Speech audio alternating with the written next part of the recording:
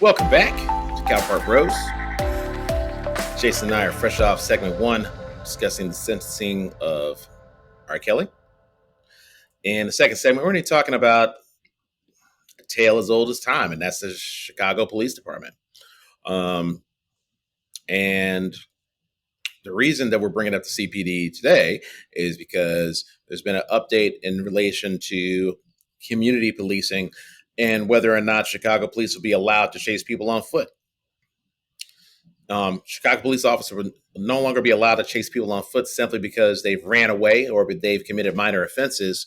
The Chicago Police Department said, I believe, actually late June, more than a year after 2 foot pursuits ended with officers fatally shooting a 13-year-old boy and a 22-year-old man. The new policy closely sticks to a draft policy put in place after those shootings and gives the department something it never had: permanent rules of engagement about when officers can and can't engage in an activity that can endanger themselves and also those they're chasing and bystanders. Now, Superintendent David Brown says he expects the new policy will make the officers and the public safer, as has happened in other cities with similar policies. The impact on crime has been studied, and we can look back at what made officers safer, has made communities safer for over a decade. He told reporters at the press briefing on the policy, which he expects to be in place by the end of the summer after all officers receive training. That's a mouthful, Superintendent. Jason, you have any initial thoughts on that? On that word salad that the Superintendent David Brown has said, that this is going to make everything better and make the officers and the public safer? Just focusing on that part for the moment to answer your question. My last part of that is my kind of initial thoughts to the last part of that is in place by the end of the summer after officers receive training. I know the end of the summer is not that far away, so I get that before anybody goes there. But my point was, why wait? Put it in place now.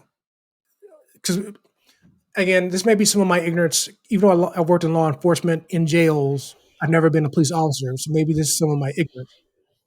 But my thought is, what training do you need to say, don't chase anybody in these situations?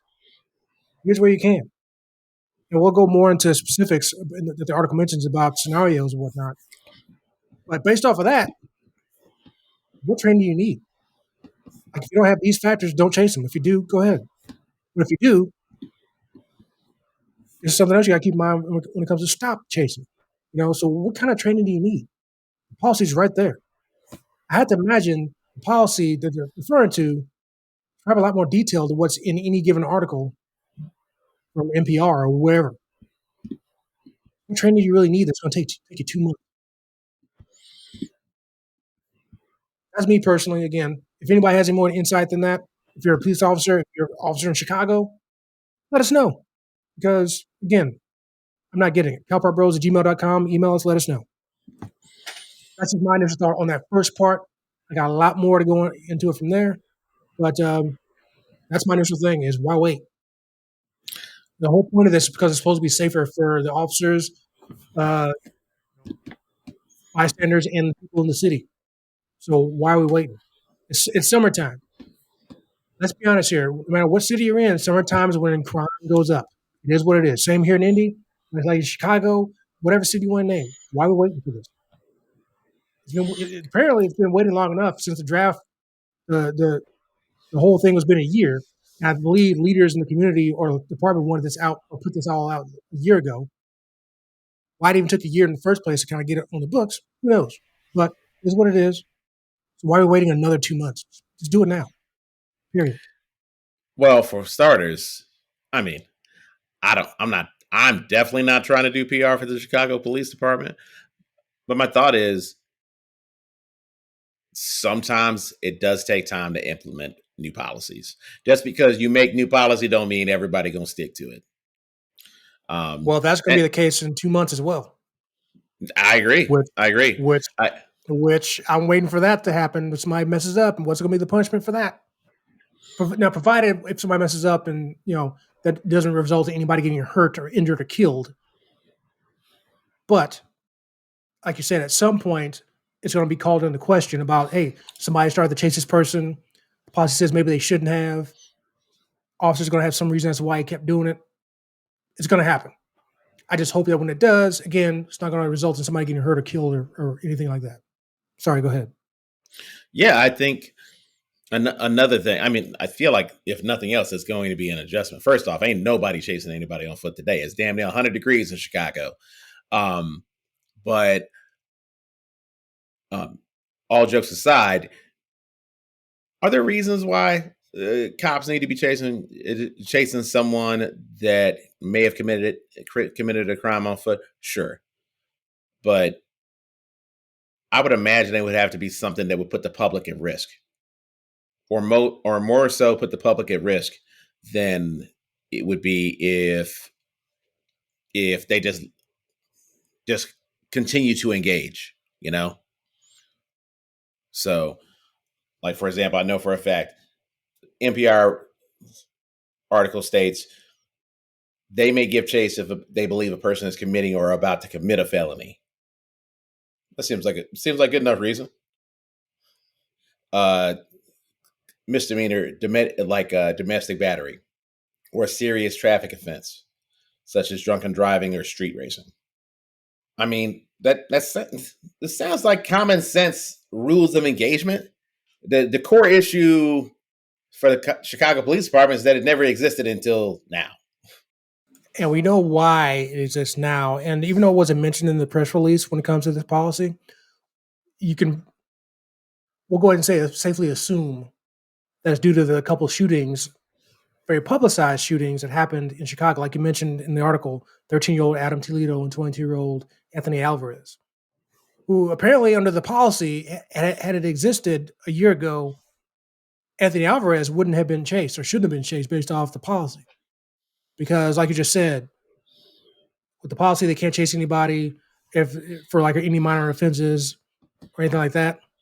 They knew who Anthony Alvarez was, knew where he lived, and he was pulled over or whatever for a minor traffic offense. So, policy in place, he doesn't get chased, and he might still be alive. So, I don't know how the policy would apply to Toledo. We don't have to go into that, but I know specifically that even per the NPR article, and I believe two others that I saw, they noted that this policy would have, I don't want to say protected Alvarez, but it was at least would have, if followed by the police, it would have prevented them from chasing Alvarez. So that's the whole point of this policy.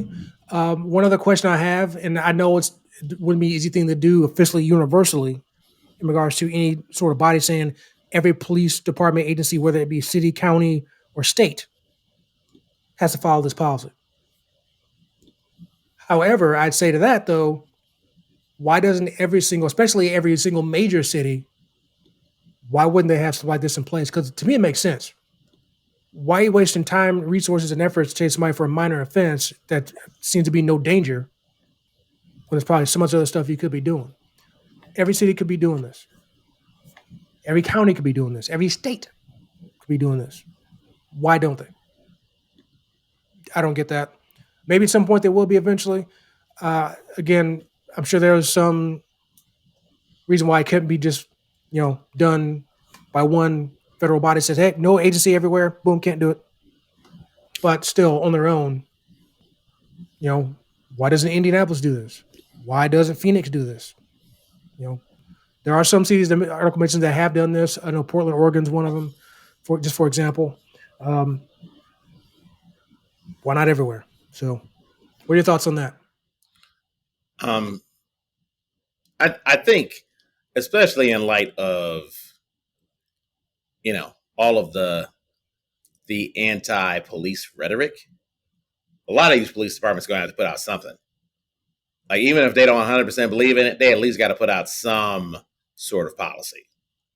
And maybe they do, and maybe just Chicago is publicized about theirs now because it's Chicago, and one of the three big markets, four big markets, because they're known for having all these dangerous situations. Maybe that's why theirs is being publicized now. So maybe there's more than I realize. But I know it's not every city. So, yeah, I think another reason we mentioned Adam Toledo. Laquan McDonald. Like that that I particular thought of that incident, too. I mean, that that's why you have the policy. If there was a department that needed the policy, this is it. um, and yeah, are there other cities with a litany of issues with their police departments? Sure, but we seem to do, and I say we, I mean Chicago. We seem to put everything up on the summer jam screen when this police department fucks up. So with that level of exposure, you're going to have more scrutiny. Facts. And so, David Brown, Dave Brown, good luck. That's all I can say. One last thing I want to say and just for personal reasons, this made me kind of laugh. That what also the policy indicates is that officers are also prohibited from provoking chases, such as by employing a tactic in which they speed in their squad cars towards a group of people, stop suddenly, and jump out with the intention of stopping anyone in the group who flees. Again, I'm sorry, but why I think that's hilarious because partially I know that happens. It sounds like a movie thing for officers to do, but I know for a fact that happens. I'm not saying that the agency I worked for back in the day did this. I'm not. I don't want to go into how I know it happens, but trust me, folks, I know it happens. People do that. And again, I think partially why I think is hilarious because you think, trust me, I've seen people do that in movies, and you think that's a movie type stuff to do. But apparently, if they had to even put it in there, obviously it's reality as well. And maybe that's why I think it's so funny. Is like they're actually doing this kind of like seriously. So maybe that's why I think it's funny. Now, obviously, them doing that isn't funny, no. But I just kind of wanted to point that out that that's in there and just kind of something that made me just laugh just because I personally know it happens. So just want to put that out there as something else that, an interesting personal perspective I came across that's in the policy. So Yeah, I feel like I look at a lot of these things that are in this police. Basically, it's standard operating procedure. It's kind of like when I'm at the gym and I got to see things like, hey, we only put towels in this bin. We don't put other stuff like condoms. And I think that's how sad our society is that we actually had to put that on signage. I have another question. What gym are you going to?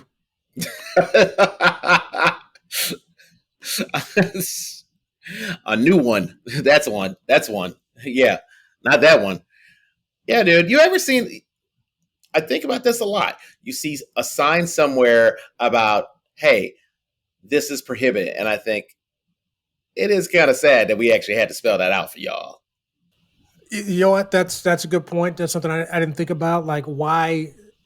I mean, also you know why it's a policy, but yeah, it is kind of interesting that this has to be put on paper. You know, but at the same time, it needs it. And again, not just Chicago officers, but it needs it. Period. Because obviously sometimes police chases don't need to happen, whether it be on foot or by car. You know, but again, the policy's here now. Hopefully, every officer adheres to it, which I'm sure they'll all do it with good intentions. But again, we know it's going to come up, and like you just said, because it's Chicago, it's going to be highly publicized. At some point, some officer's going to chase somebody when the policy probably should have said he shouldn't have. But there's a mitigating factor that says, "Oh well, yeah, I know the policy says this, but you know."